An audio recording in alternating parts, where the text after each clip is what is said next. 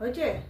দেখো বন্ধুরা, আজকে তো ভূত চতুর্দশী, আর এই মোমবাতিটা কালকে কালী পুজো দীপাবলির দিন জ্বালাবো, আর আজকের এই 14 প্রদীপ জ্বালাবো। আমাদের কোনো নিয়ম নেই, চলো প্রদীপটা জ্বালাই, তোমাদের দেখাই।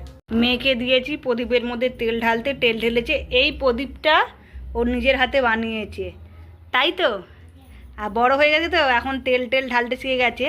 চলো একটা করে পোলতে ঢালি, আমার মেয়ে ভিডিও করে দেবে। আমার তো পোলতের প্যাকেট কেনা আছে ভূত চতুর্দশী তো তোমাদের আগেই বলেছি, ওই জন্য পোলতেগুলো এর মধ্যে দিই। চলো তোমাদের দেখাই, দেখো।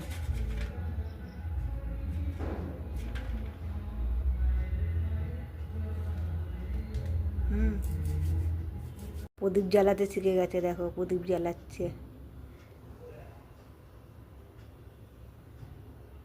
দুই হাতে আবার চুড়ি পড়েছে। এই প্রদীপটা আর এই প্রদীপটা ও নিজের হাতে মাটি দিয়ে বানিয়েছে। এই দেখো প্রদীপ জ্বালাচ্ছি, আমার মেয়ে আমরা দুজনে মিলেই করছি। মেয়ে এখন বড় হয়ে গেছে, জ্বালাতে পারে। চলো তোমাদের জ্বালিয়ে আমি তোমাদের পরে আবার তোমাদের সাথে দেখা হবে। জ্বালিলাম, প্রথমে ঠাকুরের সিংহাসনে দেবো, ঠাকুরের নাম নিয়ে তারপরে সব দুয়ারে একটা করে দেবো। টাটা।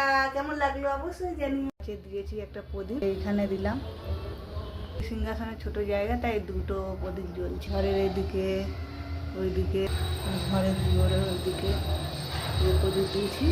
আর এই যে দেখো আমার মেয়ে বাজি ফাটাচ্ছে। ঘর ও তিতলি, অল্প করে বাজি বের করে দিচ্ছি, ফাটাচ্ছি, সব জায়গায় দিচ্ছি,